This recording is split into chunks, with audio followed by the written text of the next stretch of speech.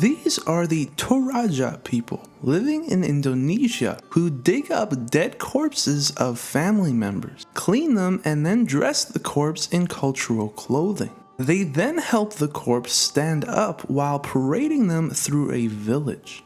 See, people here often cannot afford to have a proper funeral when family members pass. As a result, the corpse is wrapped in cloth and buried at the location that they pass away. They believe that keeping them wrapped in cloth keeps their soul preserved until a proper burial is available. The corpse is then dug up when the family is able to have a proper funeral. They are literally raised from the dead. If a person dies outside of their home village, the corpse is taken from their place of death and paraded by the entire village all the way to their home to be buried again. Death. While being one of the few guarantees in life, it is an extreme and emotionally painful experience when members within a family pass away. In the tribe of Dani, located in a remote region of Papua, Indonesia, women mourn a family member's death by expressing their pain physically, the amputation of their own fingers. This symbolic practice starts by tightly tying string around their finger until it becomes numb. After being cut, to then stop the bleeding, they will burn the finger to close off the wound and create a small callus. If a woman's husband passes away, she will cut off parts of her finger to be buried with her spouse's body. Although this is a tradition that is fading out, it is still practiced among some within the tribe as a way to satisfy ancestral ghosts. They believe that fingers represent body and soul, and by cutting them off to be buried with a corpse, they will live together for eternity. Kidnapping another person is illegal. Kidnapping a woman to force her into being your future wife takes this to an even darker level. However, bride kidnapping is a large part of life in Kyrgyzstan. It is really quite simple. A man decides he is ready to marry. He then gets a group of friends to help plan out the kidnapping. They then find a girl on a street, sometimes a friend and other times a complete stranger, to be taken. She is then driven back to his home where his mother attempts to convince the woman that she should marry her son, a process that can often take days. Once, however, she agrees and stays a night, it is believed that she will stay forever. The girl's family is then told of the marriage and is offered gifts in exchange for her. Nearly half of all marriages in Kyrgyzstan are a result of bride kidnapping. While illegal, police often have no desire to intervene and allow this to continue. Up to 95% of women, whether they want to be married or not, will never turn to police as they are taught and believe that it is tradition. Sadly, many of these women who are forced into marriage often end up in unstable relationships, prostitution, divorce, and even suicide. These are the people of Phuket, Thailand, about to partake in one of the most extreme ritual traditions in the world. Participants push spears, knives, swords, umbrellas, chairs, and virtually anything that they can through their cheeks. An extremely dangerous ritual that could result in uncontrollable bleeding and horrific scars for life.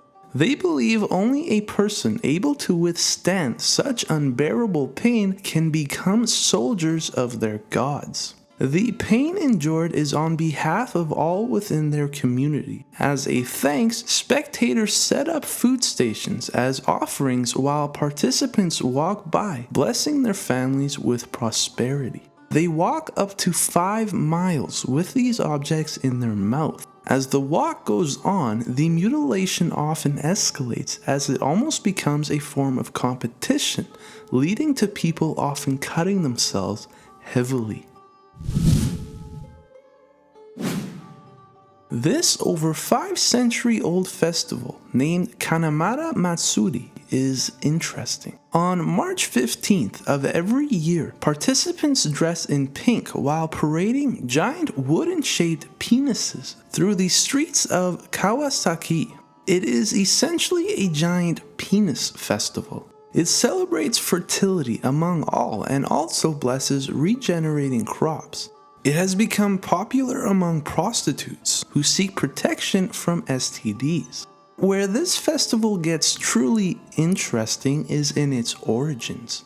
It honors the legend of a demon who fell madly in love with a beautiful woman. The woman, however, went on to marry a different man, to which the demon was not pleased. To ensure her infertility, the demon cursed her vagina with his incredibly sharp teeth. To break the curse, the local villagers built a giant penis built of steel to trick the demon and to break the teeth, causing the demon to leave. Today, the festival has grown, and if you can imagine it, you can find it shaped as a penis. During this festival, Kanamara Matsuri. Sounds like a great fun-filled family day out.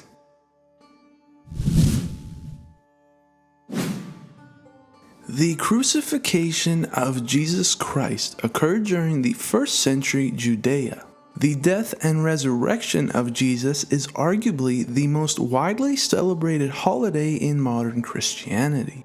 In the Philippines, a group of devout Catholics reenact the sacrifice of God annually in a tradition of whipping themselves heavily with chains before they themselves are hammered to a giant cross as nails are pierced into their hands and feet. Some choose to crawl on their hands and knees until bloodied. Participants believe that going through these rituals and sacrifices will lead to luck as they seek divine intervention. The pain endured is nearly unbearable, with wounds often needing weeks to heal. A price they claim is a small one to pay for the blessings that they receive. This has become tradition, attracting large crowds of spectators around the country. A strange practice in southern India, dating back an estimated 700 years, is that of throwing small infants, usually under 2 years old, off a ledge up to 50 feet high. Young couples getting married take vows that should they be blessed with a child, they will return to their temple to partake in this tradition. It takes place during the first week of December, where men in robes shake the infants while dangling them over the edge before dropping the child into a cloth. Spectators roar in excitement as they pass the child around, each giving their blessings before returning the child to their parents. This ritual is believed by parents to bring their children luck. While thought to be quite rare, both Muslims and Hindus partake in this dangerous ritual. After video surfaced in 2009, this practice sparked global outrage and was banned in 2011. However, the tradition has not stopped, and it is believed that up to 200 children are dropped every year. Possibly the harshest tradition among Muslims takes place during one of the 4 sacred months called the Morning of Muharram. The month of Muharram, translating to forbidden, is for Muslims an extremely sacred month of fasting and mourning. On the 10th day of this month, the day of Ashura sees the mourning of the death of Prophet Muhammad's grandson, Hazrat Imam Hussein, who died during battle in 680 AD in what is today Iraq. The mourning of his death is done through a horrifying ritual: brutal self-mutilation. Small razor blades are held between fingers while beating their chests. Whips with knives and small blades attached are used to beat themselves in a gruesome manner repeatedly. Others cut their foreheads using large swords. Among some Shiite Muslims, this tradition is a way of washing away their sins in what will leave streets stained of blood. This is a practice that has been passed down for centuries, and while extremely harsh, all participants do this voluntarily. An indigenous group to Japan called the Ainu people have quite a gruesome tradition when it comes to bears. While not practiced among many anymore, it has been known to still take place even today. They believe that bears are actually disguised gods that walk among humans. As such, they believe that the sacrificing of the animal will bless their souls. The way in which this is done is by finding a hibernating mother bear in a cave, slaughtering the bear and capturing her cubs. The villagers will then eat the flesh of the bear while also drinking the blood. The baby cubs are kept and raised until they reach adulthood, where they are then choked and speared to death. The skulls of all the bears are placed at the top of a spear wrapped in the skin of the bear. As the entire ordeal is rooted in deep religious beliefs, the spears are then worshipped. While around the world, funeral practices usually mean the burial of a corpse, the Yanomami do not bury their dead. The religious beliefs of this tribe forbid anyone from preserving or keeping any part of the deceased. Rather, a ceremony is held where mourning and sad songs are sang as the body is placed over fire and is burned to ash. Family members then collect the remaining ash and bones, which are crushed into powder. The powder is then later mashed together with bananas, the most common food among the Yanomami. They believe that the soul is only able to achieve full salvation if and when the body is burnt and the remains are eaten by relatives. The soul of the dead is absorbed by the living, allowing the soul to be freed.